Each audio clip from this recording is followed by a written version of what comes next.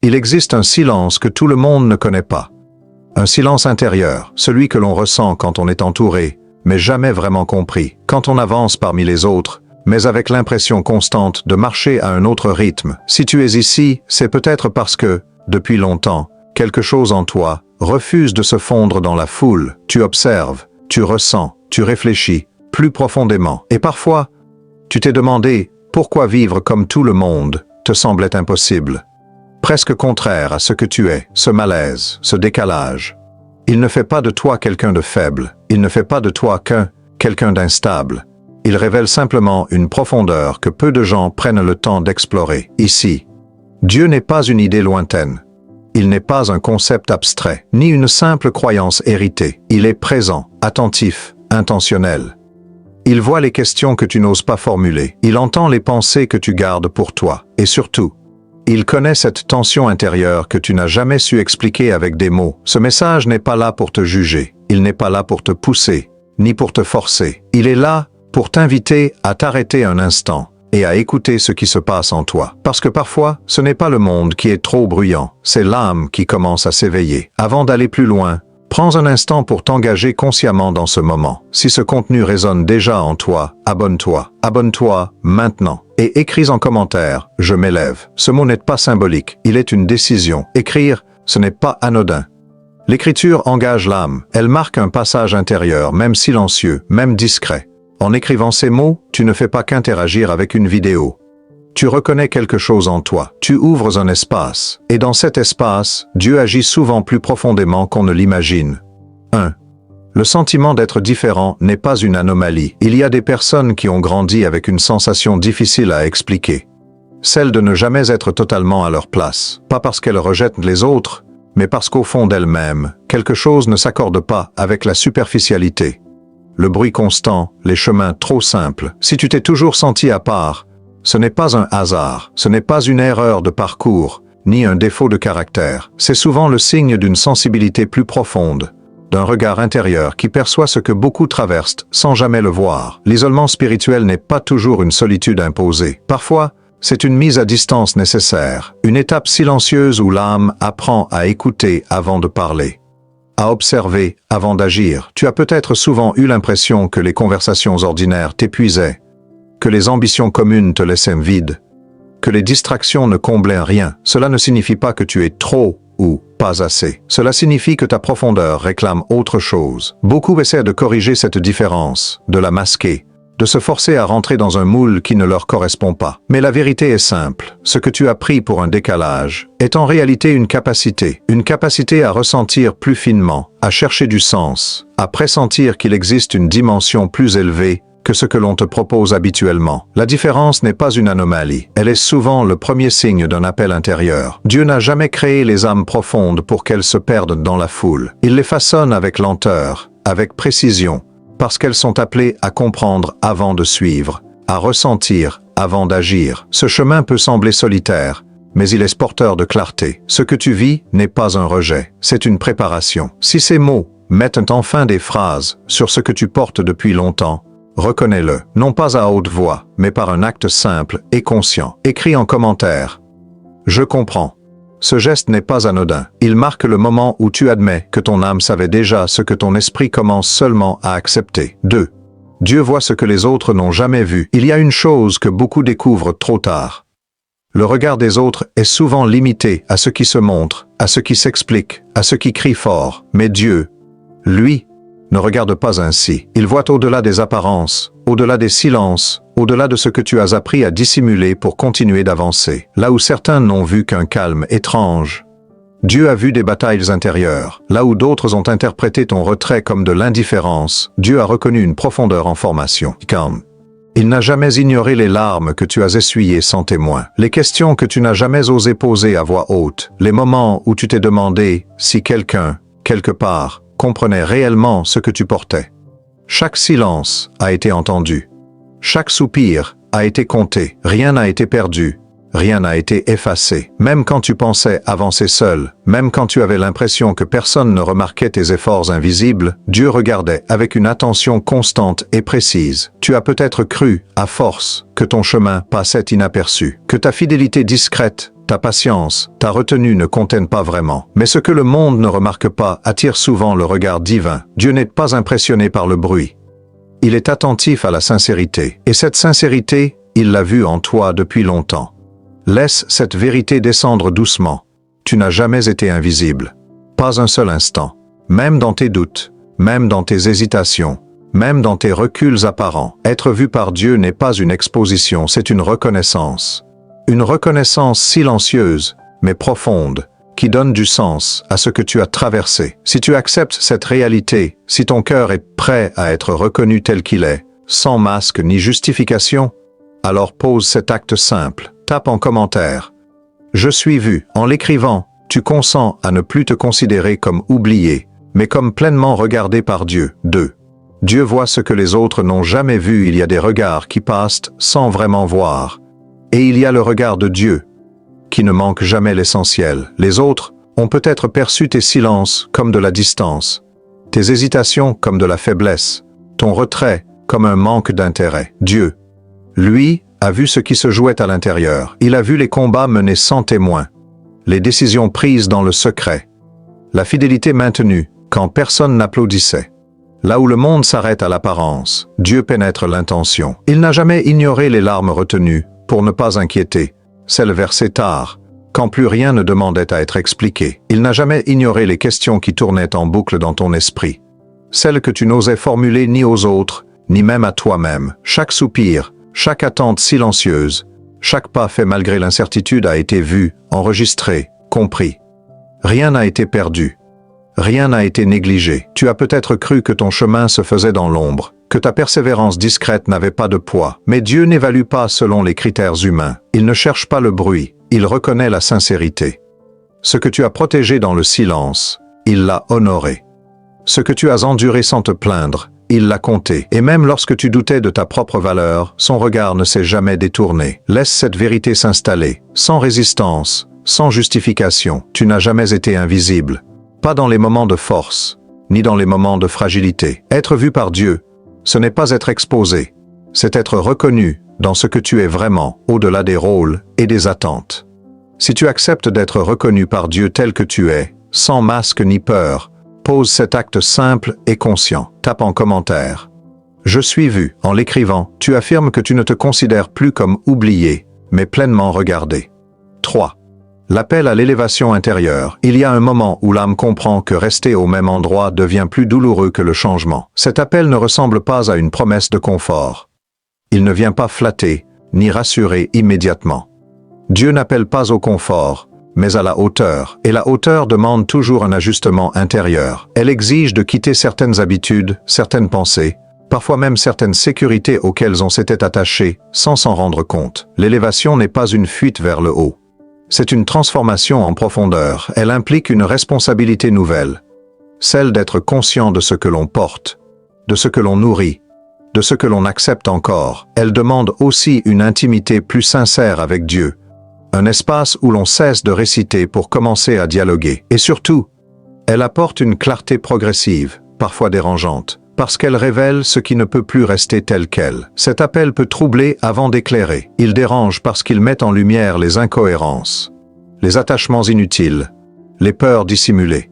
Il bouscule les certitudes confortables et oblige à regarder en face ce que l'on évitait. Mais ce trouble n'est pas une menace. Il est souvent le signe que quelque chose de plus juste cherche à émerger. La lumière ne fait pas toujours du bien au début, surtout lorsqu'elle révèle des zones que l'on avait appris à ignorer. Dieu ne force pas l'élévation, il la propose, il ouvre une voie et attend une réponse libre, consciente. Monter, ce n'est pas devenir supérieur aux autres, c'est devenir plus aligné, plus vrai, plus lucide. C'est accepter de ne plus rester au même niveau de compréhension, de foi, de responsabilité intérieure. Ce passage demande du courage, mais il apporte une paix plus stable que celle du confort. Si ton cœur reconnaît cet appel, si tu sens que rester immobile n'est plus une option, alors engage-toi par un acte simple et clair. Écris en commentaire. Je monte. En l'écrivant, tu affirmes que tu acceptes de ne plus rester au même niveau et d'entrer consciemment dans ce mouvement d'élévation intérieure. 4. Tu ne connais pas encore toute ta force. La plupart des gens ont une idée faussée de la force. Ils l'associent au contrôle, à l'autorité visible, à la capacité d'imposer. Mais la force spirituelle ne se manifeste pas par la domination. Elle agit dans la durée, dans la profondeur, souvent loin des regards. Tu ne connais pas encore toute ta force parce que celle-ci ne s'est jamais exprimée comme le monde l'attendait. Elle s'est construite en silence, à travers ce que tu as enduré sans fuir. Ta force réside d'abord dans la constance. Le fait d'avoir continué quand l'enthousiasme s'est dissipé, d'être resté fidèle à ce que tu ressentais juste, même sans récompense immédiate. Peu de personnes mesurent la puissance qu'il faut pour avancer sans reconnaissance. Et pourtant, c'est souvent là que la force véritable se forme, lentement, solidement, sans éclat. Elle réside aussi dans la foi silencieuse, celle qui n'a pas besoin d'être expliquée, ni exhibée. Une foi qui tient quand les réponses tardent, quand les signes se font discrets. Cette foi-là n'est pas fragile.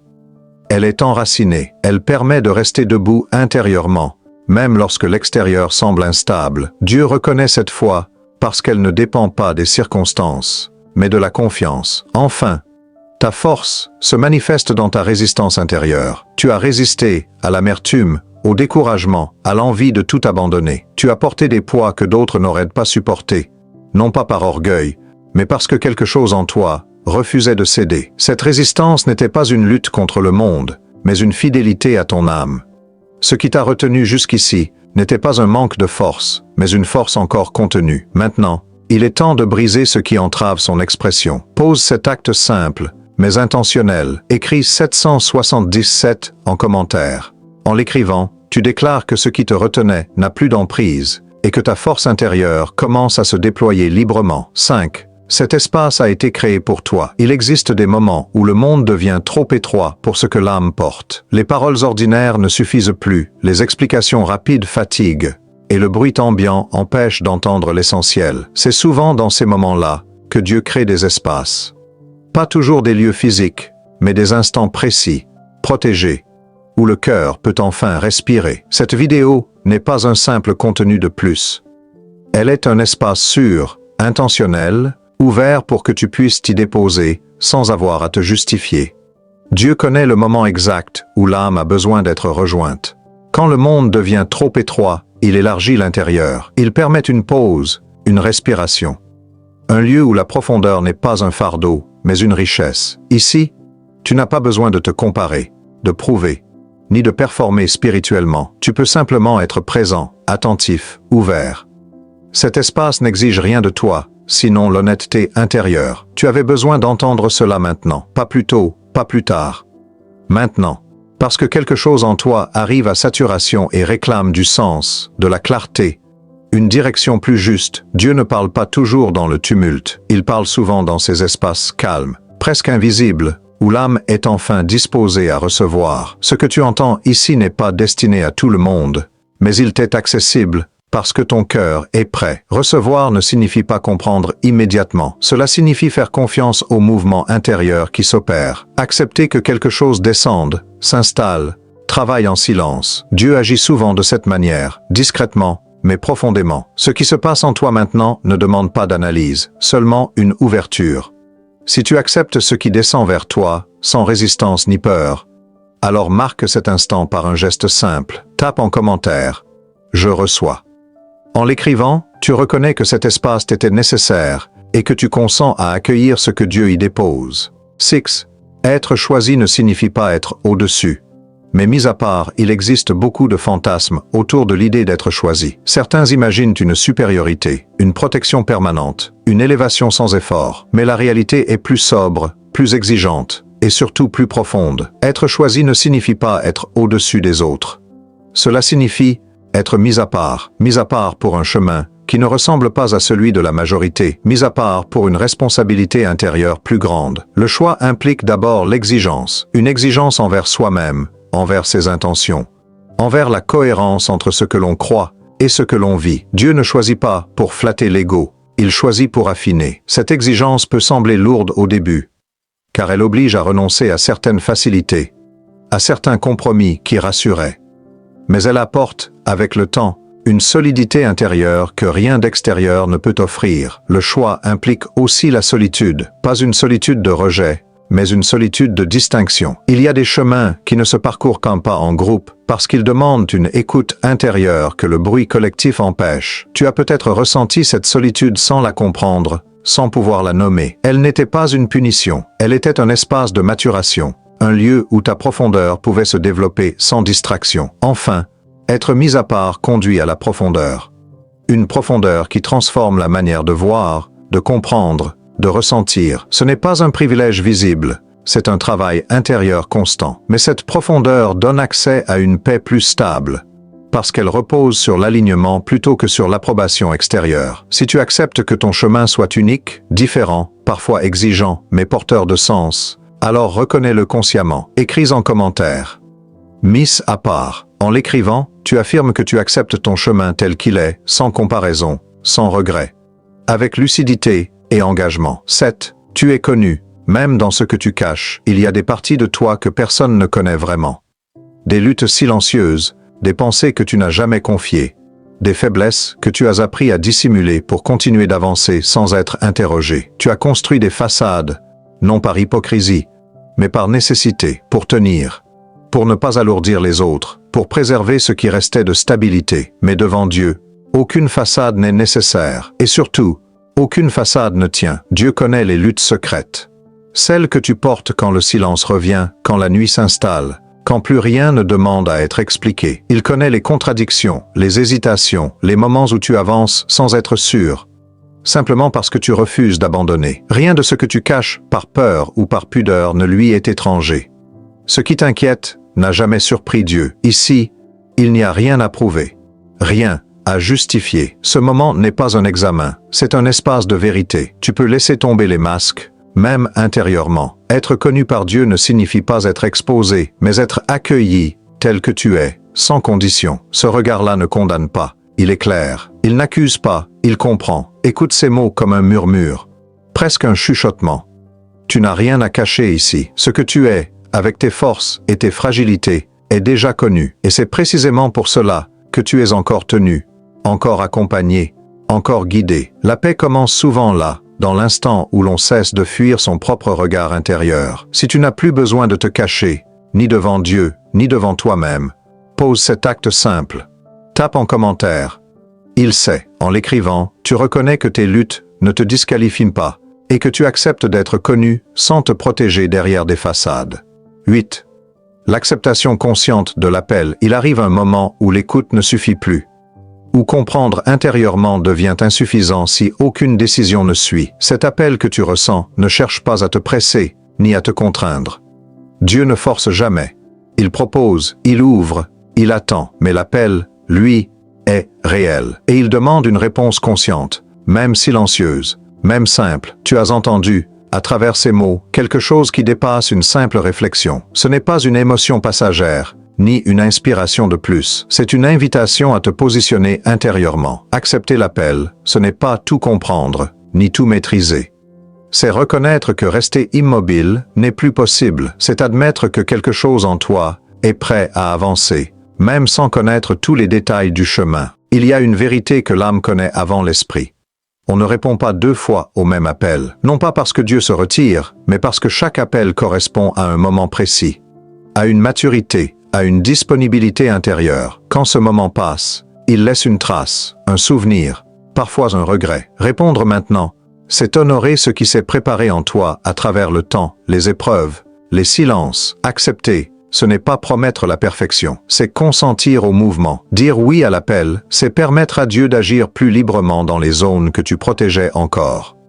C'est choisir la cohérence entre ce que tu ressens et ce que tu décides. Ce choix ne se crie pas, il se pose calmement, avec gravité. Si ton cœur est prêt, sans peur excessive, sans attente irréaliste, mais avec sincérité, alors marque cet instant. Écris en commentaire « J'accepte ». En l'écrivant, tu ne fais pas une déclaration publique, tu poses une décision intérieure, claire, consciente et alignée avec ce que ton âme reconnaît déjà. 9. Conclusion. Scellé, apaisé, élevé. Prends un instant pour revenir intérieurement sur le chemin que tu viens de parcourir. Rien ne s'est précipité, tout s'est posé, étape après étape, comme si chaque mot avait préparé l'espace pour le suivant. Ce que tu as ressenti n'avait pas besoin d'être expliqué. Il avait simplement besoin d'être reconnu. Tu as laissé tomber certaines résistances, accepté certaines vérités, et ouvert un lieu intérieur plus calme, plus clair. Souviens-toi de ceci, doucement, sans tension. Tu es vu, même dans les moments où tu doutais de ta valeur, même quand tu avais l'impression d'avancer sans repère. Tu n'as jamais été perdu de vue. Et tu es connu, pas seulement dans ce que tu montres, mais dans ce que tu portes en silence, dans ce que tu as traversé sans bruit, dans ce que tu es devenu sans t'en rendre compte. Rien de tout cela n'est ignoré. Et surtout, laisse cette affirmation s'installer sans résistance. Tu n'es pas ordinaire, non pas parce que tu serais au-dessus, mais parce que ta profondeur, ta sensibilité, pathété. Bye. Ta capacité à écouter et à tenir dans la durée te distingue. Ce que tu es en train de construire intérieurement ne se mesure pas immédiatement, mais il est réel, stable et porteur de sens. Maintenant, il n'y a plus rien à faire, rien à ajouter, rien à prouver. Laisse simplement ce qui a été semé continuer son travail en silence. Dieu agit souvent ainsi, sans bruit, sans mise en scène, mais avec une précision parfaite. Prenons un dernier instant pour une invocation. Dans la simplicité et la vérité. Ô Dieu, toi qui vois les cœurs sans détour, apaise ce cœur qui s'est ouvert. Renforce ce qui est fragile, éclaire ce qui hésite, et garde vivant ce qui cherche à s'élever. Conduis-le avec douceur, sans précipitation, et accorde-lui la paix qui naît de la confiance. Il n'y a rien d'autre à entendre maintenant, juste Dieu, le cœur et le silence.